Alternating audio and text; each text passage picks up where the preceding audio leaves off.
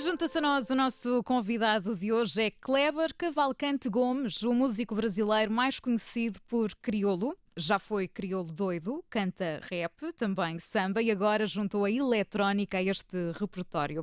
Escreveu o primeiro rap com 11 anos, a primeira canção aos 25. Não Existe Amor em SP, já ouvimos por aqui, foi o primeiro grande êxito e agora Etérea é o mais recente. Esta conversa que pode também acompanhar está a ser transmitida no Facebook do Observador.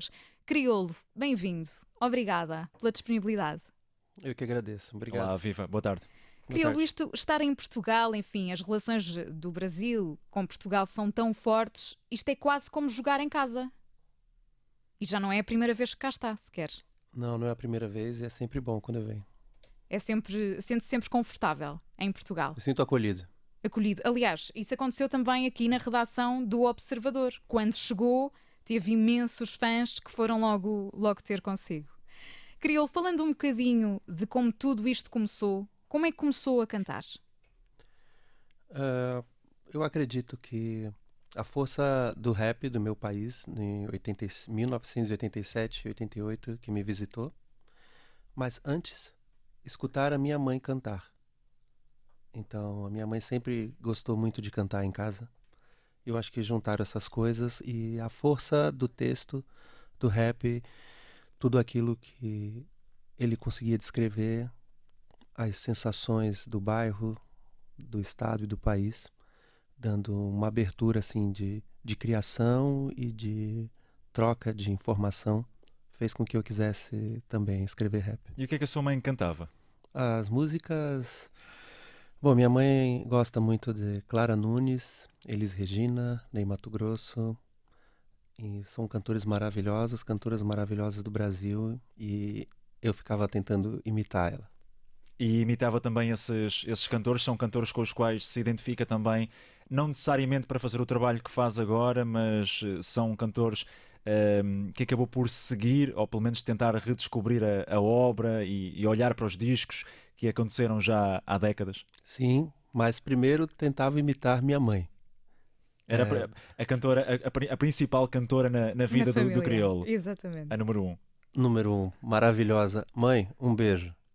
Um beijinho para ela, se nos está a ouvir.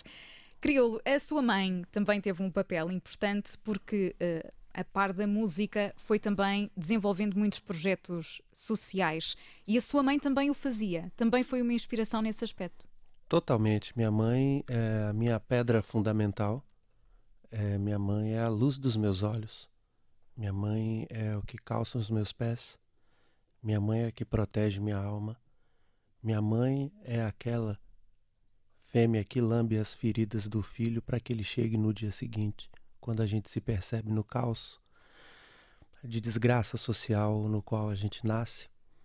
A minha mãe é a proteção, a investigação e quem te põe no mundo para aprender a se proteger também, porque em algum momento esse meu eu se dissipa do dela.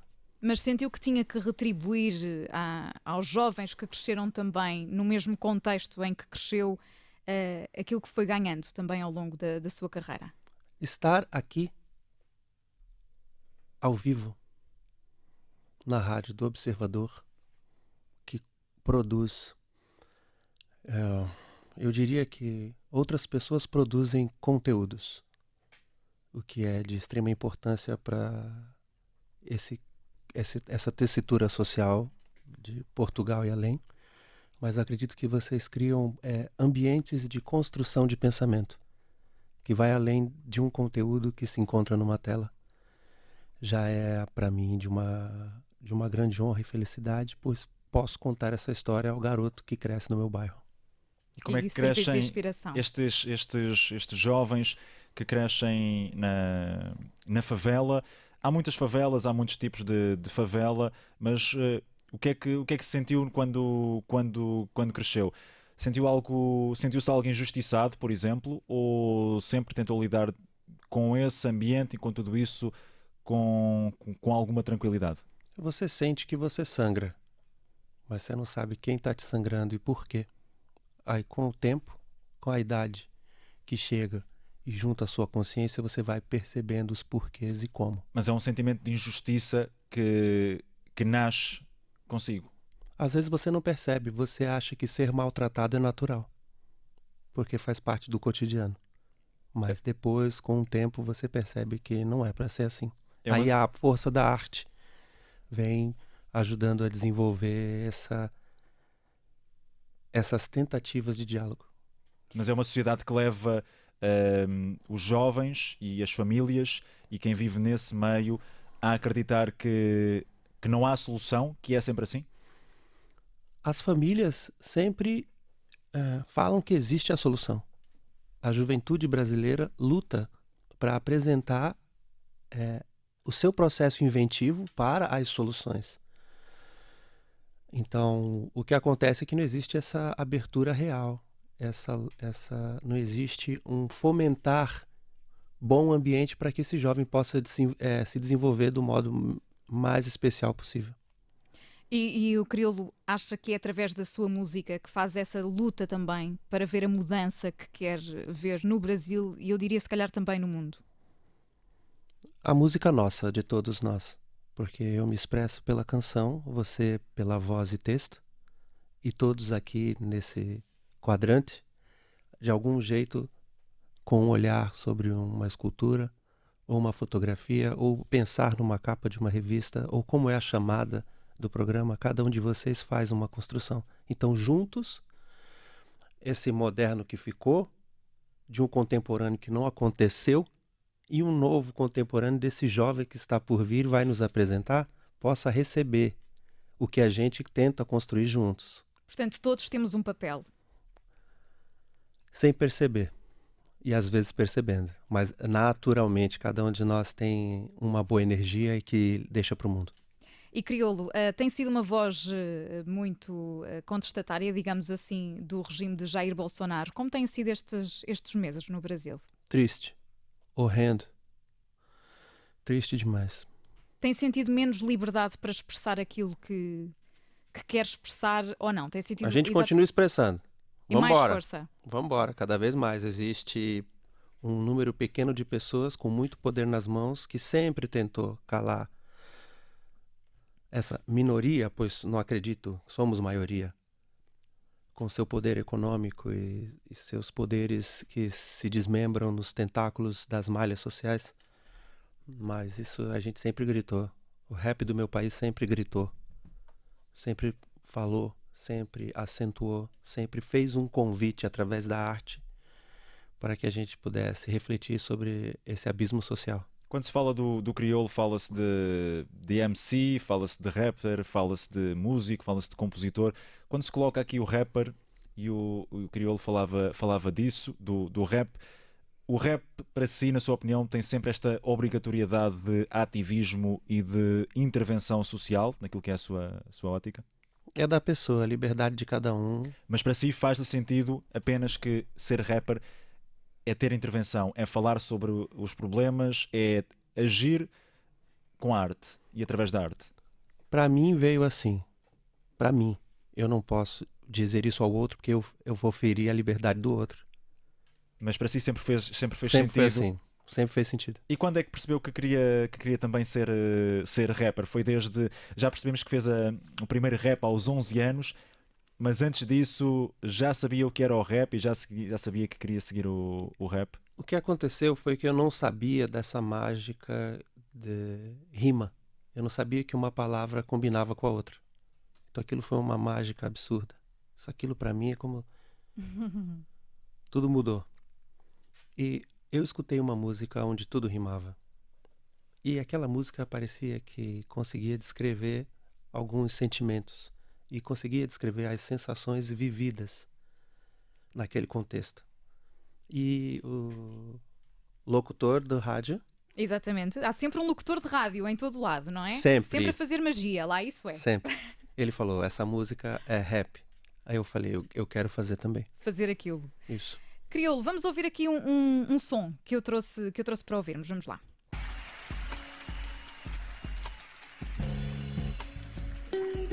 Gosto de ouvir o rap da rapaziada. Um dia vi uma parada assim no YouTube e disse que pariu. Queres explicar o que é isto, crioulo, que estamos a ouvir, que teve uma reação imediata? Você é um amigo querido, hein? Grande amigo. A arte fez com que a gente se encontrasse. Antes de mais, temos de apresentar este amigo. Que amigo é este, crioulo? É o Chico Buarque, que é um cara muito legal. E qual é o significado também deste momento? Ele respondeu com arte algo que chegou a ele.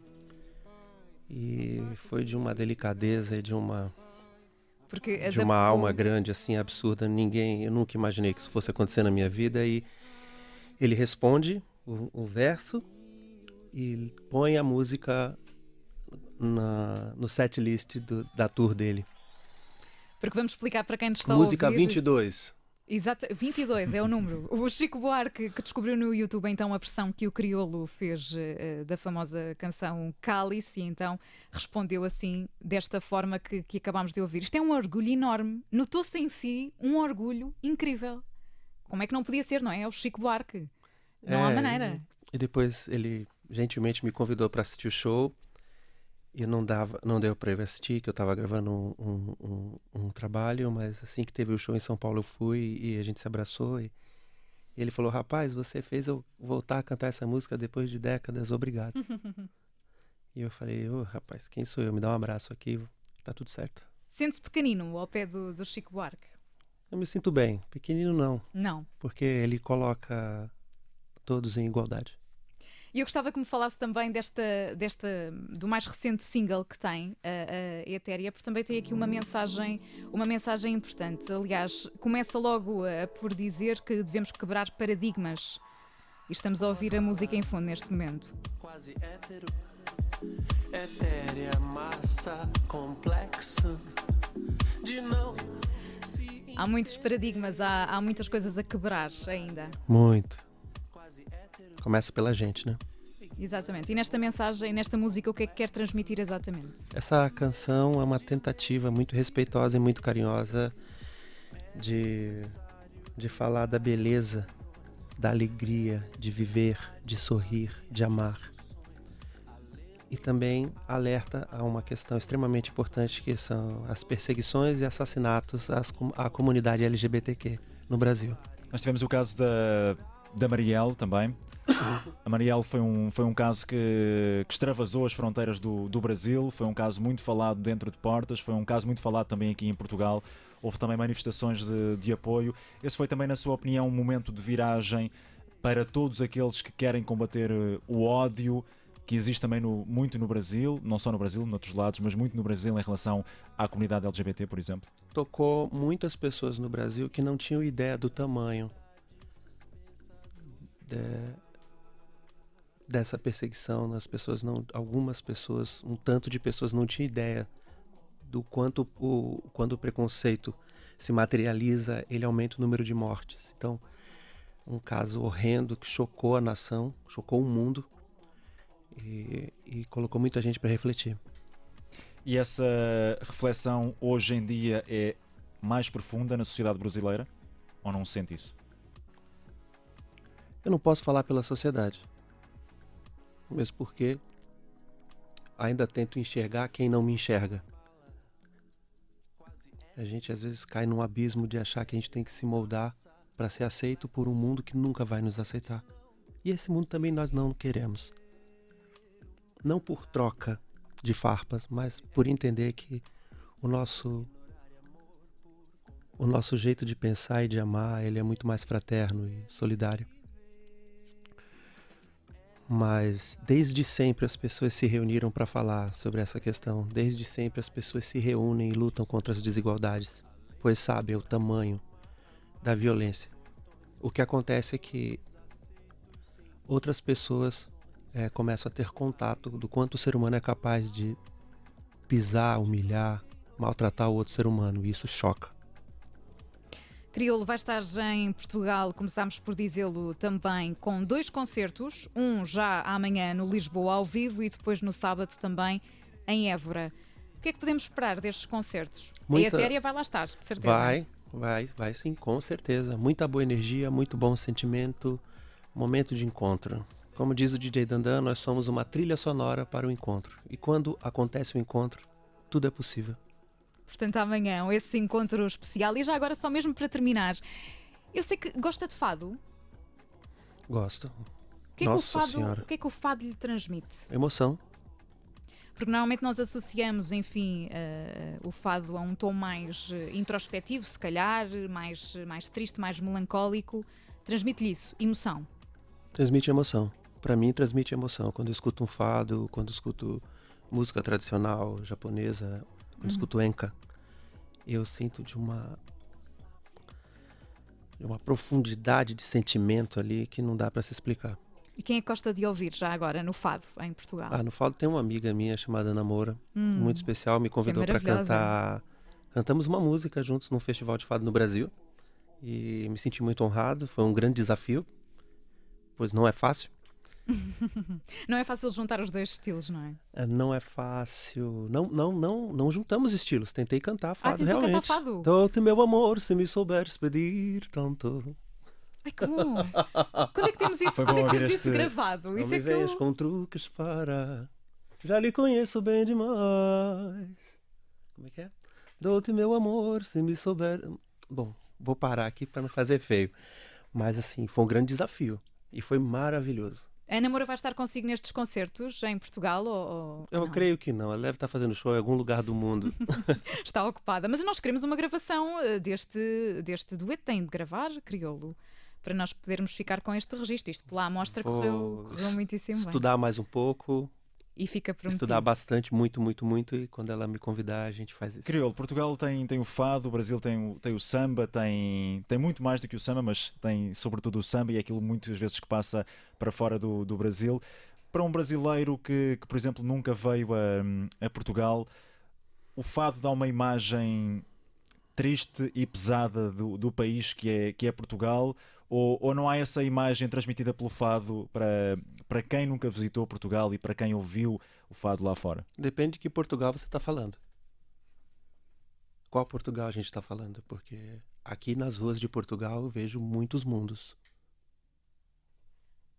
Ou seja, o fado não é uma característica, não faz com que não identifica, não é uma característica identificativa do povo português. Identifica uma cultura, lógico que identifica. Nossa Senhora, você fala fado, Portugal. Mas isso, o que é que quer dizer?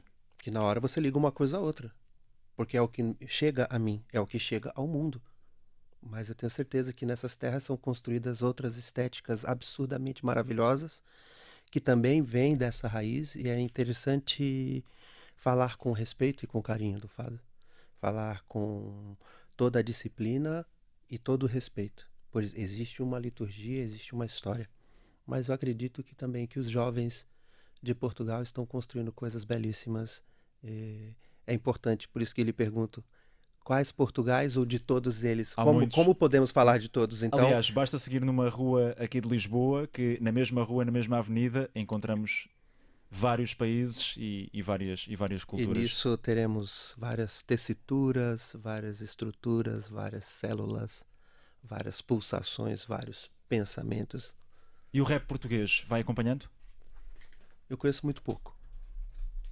Portanto, fica essa promessa de que vai conhecer mais e vai aprofundar também aí alguns conhecimentos sobre alguns artistas. Crioulo, foi um gosto. Bom. Foi um gosto ter estado aqui consigo, ter partilhado este estúdio também consigo. Fica esse convite a quem nos está a ouvir. Crioulo atua no Lisboa ao vivo amanhã, 20 de setembro, e no Évora Urban Village, já também no sábado. Obrigada. Até à próxima. Até.